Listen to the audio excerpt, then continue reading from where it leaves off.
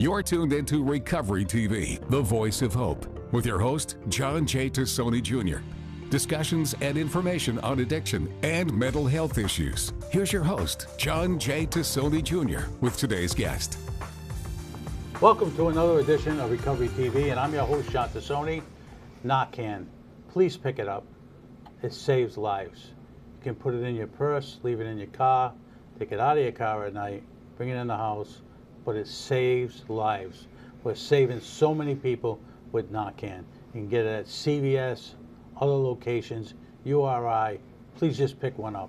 It saves lives. My guest today is Miss Kate Duffy. I'm going to show you Kate's book. Here's Kate's book. It's called Dear Family. And we're going to talk about Kate's book. Welcome, Kate. Thank you for joining John. us today. Thanks for having me. So, Tipping Point Recovery is the company. Tell me about your book. The book is the work of about 8 years working with families and individuals, probably thousands, well over 2,000.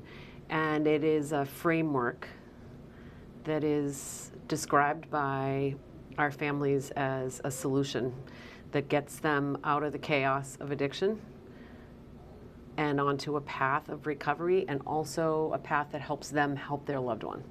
Because the ways we help people in life with sickness and illness don't work here, right? Right. So we teach people how to help that is real healthy help. And it starts by working on yourself as well as your loved one.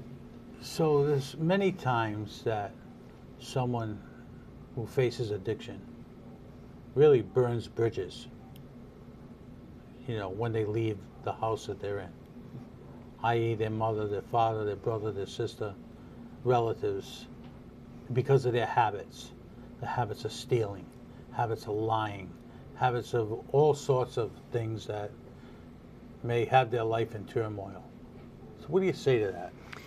That's exactly where we help people. It's because of the things we do when we're stuck in our addiction that causes the divide with families, that causes families to be confused, angry, or hurt, which causes them to react in certain ways, which isn't helpful, right? So what we want to do is we want to pull families aside, even if it's just one person. It doesn't even have to be a family member, it's just a friend. Pull them aside, help them understand why they're doing what they're doing, take their mad and their hurt and work on it, right? That's for them to process, but it's not for them to dump on the struggling person. And then they can go back and connect with them in a whole new way. We're basically all responding in our frustration to this, right? And then there's also a point where you have individuals, as I indicated before, that burn bridges. Now you're going to get those people back in front of them. Right. In this last year, since the book came out, we've actually been getting our clients, our people that come to all of our groups, our family members. In the last year, as this book has been out, people in recovery have been reaching out saying, would this help me? Because my family is still not talking to me. My family still doesn't think I'm sober, even though I'm 2 years sober or whatever. Even long-term sobriety, sometimes family disconnect. And it actually is building a bridge back to families.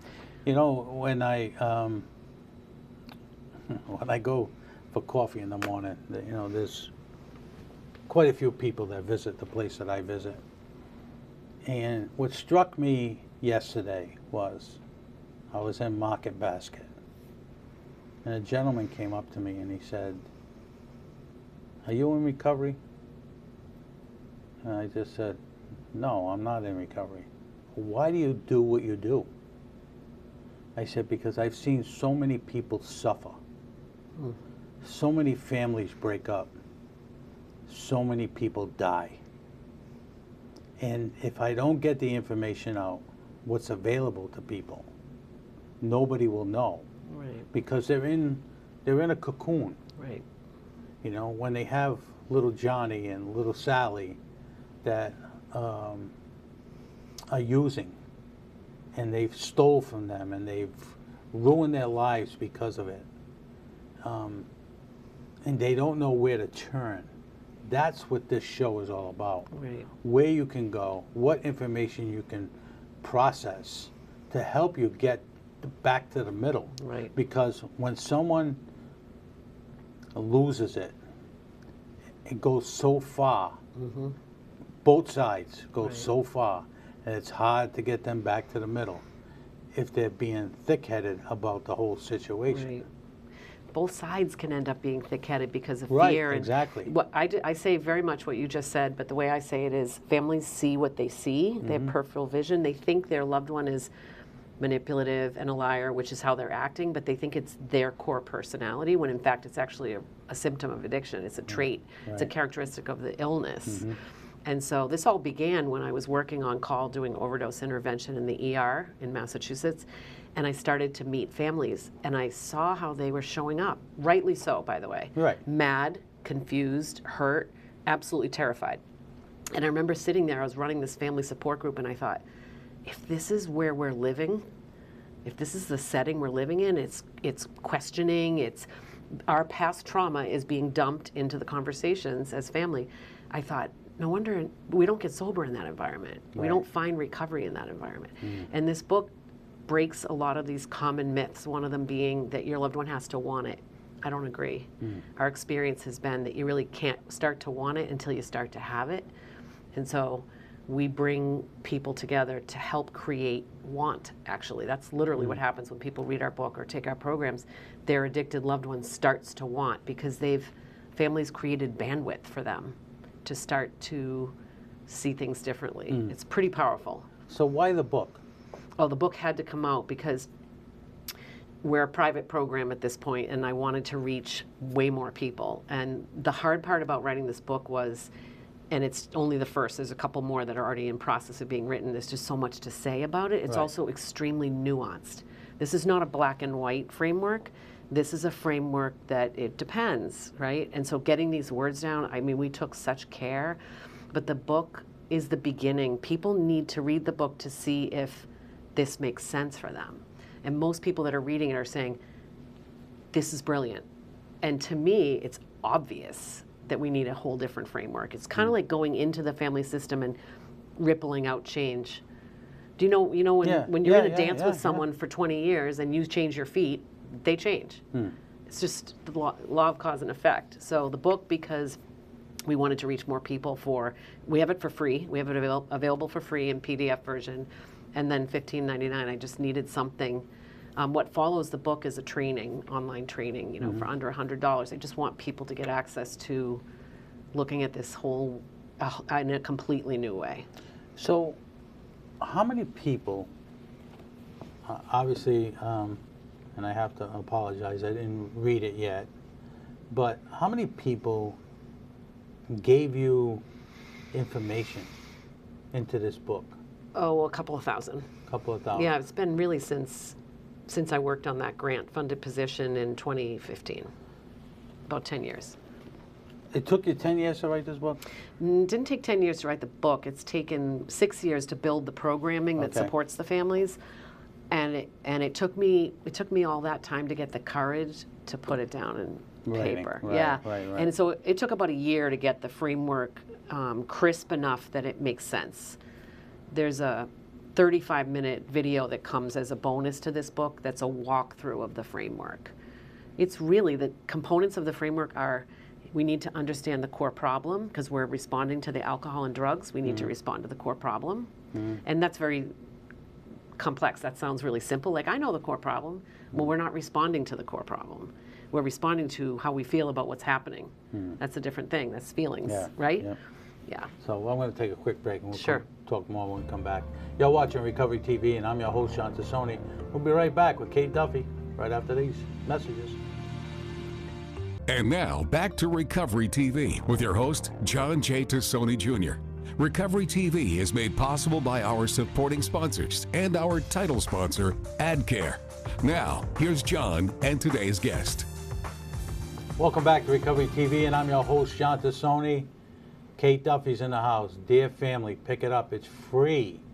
Hard copy is $15.95. But you can get it online, right, Kate? On our website. On the website. So I know you got a little, oh my God, Yeah, it's free. it was like, the book isn't free. Yeah. No, the book is not free. But so Kate, let's talk about families. I know that you're doing a lot of trainings with the families now and doing other things. Let's talk about that. Yeah. Family skills training, right? I mean, if you have a problem with your kid in school, you get help from the school, right? We need we need extra skills when it comes to dealing with addiction.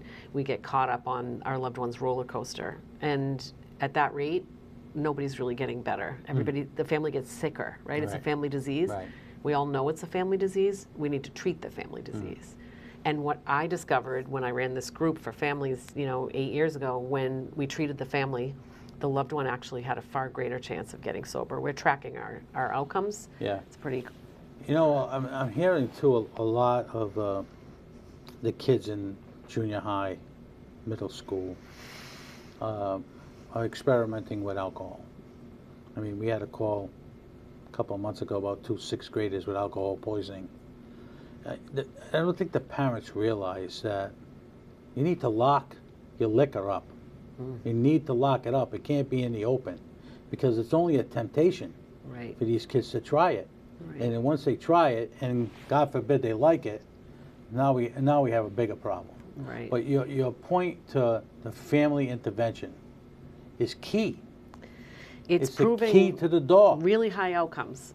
When I call it the family needs to get sober from the effects of addiction. Correct. They need to get well and learn how to respond in a different way. And we give you that. We spell it out for you exactly how. People need to know what to do, what to say, how to handle a relapse. The return to use rate is very high for people, and it's part of the reason families get frustrated is they're not understanding that this is part of the journey. Right. Right. So how they respond, how they show up can actually help shorten that length of time. I get that all the time. I get calls at the office all the time. I can't believe it. You put my son into treatment and he comes out and he relapsed. Yeah. I can't believe it. The expectation is that they're all done. Right. And that's a big piece of the trainings that we do is helping families manage expectations. I mean, they come in scared and angry and they soften and they go, oh, makes sense. Then they show up differently, and literally the people who are struggling with addiction contact us once they get sober saying, thank you so much for helping my family, because families are now understanding them. There's far more compassion and no tolerance. We don't want anyone to tolerate it, but kicking them out and cutting them off is not the answer, and putting up with it is not the answer. It's in the middle. It's between those two things. And families need to realize that there are programs out there like yours. Don't be afraid to ask for help. Right. Because you asking for help could settle the dispute. I'll use that word. Yeah. Of both sides being so far apart to come back to the middle and be a family again. Recover like you wish they would. Right. And they will. Right. That's what we've been telling people, and that's what they've been experiencing. Now, when you having the groups, right, are you looking at more male children than female children? Well, so you say children, it's interesting. It does appear that this could be a parents program, but it's for anyone. Right. So their parents, their partners, their siblings, their children of alcoholics, so all relationships. And are you saying the people addicted, are there more men than women? Yes. Yeah, slightly. Yes. Slightly more men than women. But 60-40. You know, we're seeing a lot of, and we're getting calls of more of the females with alcohol abuse. Yeah, we have a range. We also, this works for process addiction as well. Gambling, sex addiction. Oh, really? Oh, yeah. It has to do with how we're responding as a family, how we're supporting them. We teach families how to support recovery only. What does that mean? How do you stop supporting the addiction? I discovered my family when I was struggling with addiction. They were supporting my addiction inadvertently because I was really good at getting them to. We've got to teach families the code. One of the people we were helping, he was drinking, so he didn't like that his family was learning from us, right, in the beginning. Right. And you're ratting me out. Yep. He said literally, it's like you're giving them the playbook.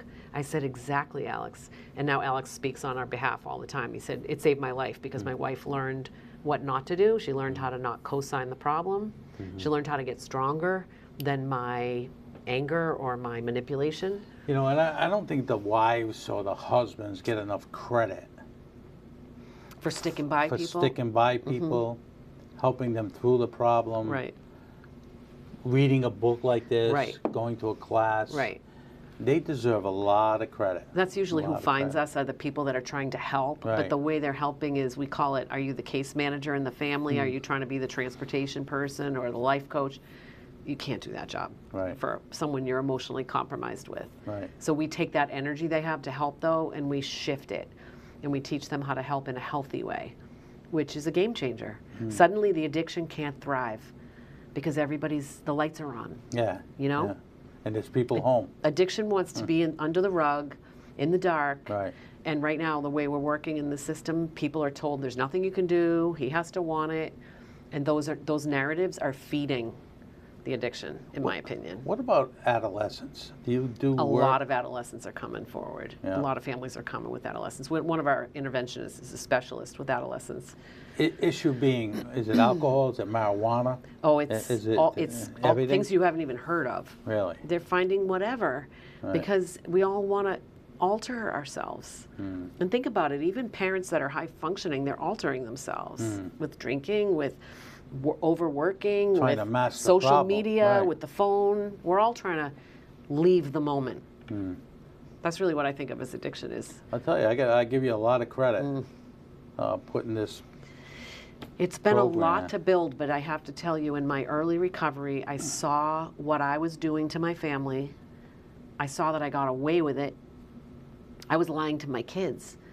And I remember when I was doing it, looking at them thinking, why am I able to do this? Why is no one calling me out?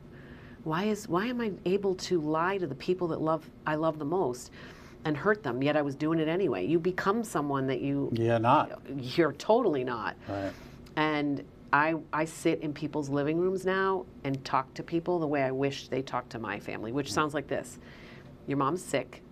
We're going to take her.